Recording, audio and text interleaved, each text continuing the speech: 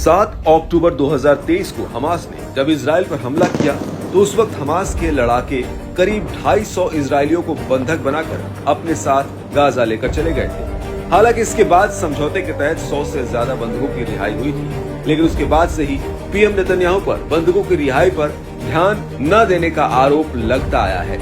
लेकिन अब ऐसा लग रहा है कि गाजा में कैद इजरायली बंधकों के लिए एक नई सुबह आने वाली है। वो इसलिए क्योंकि इजरायली अधिकारियों का कहना है कि बंधकों की रिहाई को लेकर हमास के साथ साथ उसकी बातचीत अंतिम चरण में पहुंच चुकी है।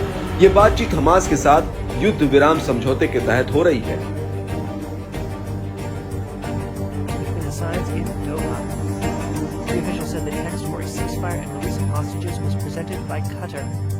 और इसके बदले में हमास इजरायली बंधकों को रिहा करेगा जो पिछले 15 महीने से गाजा में कैद में हैं। इसको लेकर कतर और मिस्र की मध्यस्थता में दोहा में बातचीत चल रही है। इजरायली अधिकारियों का कहना है कि हमास पहले चरण में 33 बंधकों को रिहा करेगा, जिसमें बच्चे, महिलाएं और महिला सैनिक, बुजुर्ग और बीमार हैं।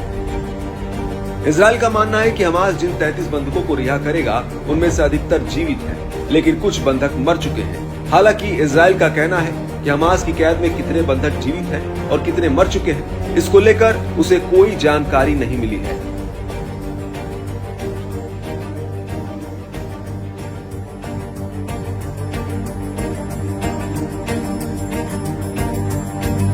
इजरायली अधिकारियों का कहना है कि अगर हमास के साथ पहले चरण का समझौता कामयाब रहा तो वो इसके 16वें दिन दूसरे चरण में बंधकों की रिहाई के लिए हमास से बातचीत करेंगे, जिसमें बचे हुए पुरुष, सैनिक और सेना में भर्ती लायक हुए युवाओं या पुरुषों की रिहाई पर बात होगी।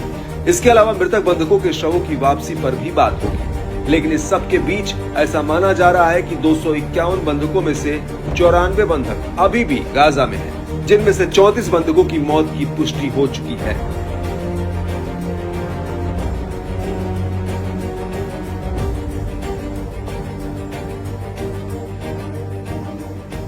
इस सब के बीच आपको यह भी बता दें कि अमेरिका के राष्ट्रपति बंधकों की रिहाई को लेकर एक बहुत बड़ा बयान दिया है।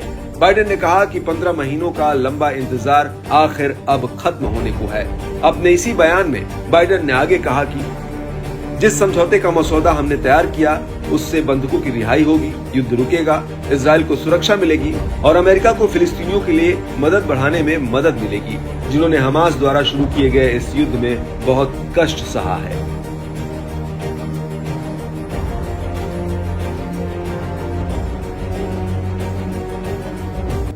आपको बता दें कि बाइडेन का कहना है कि हम एक समझौते के करीब पहुंच चुके हैं, जो अमेरिका इजरायली प्रस्ताव की तर्ज पर तैयार किया गया है।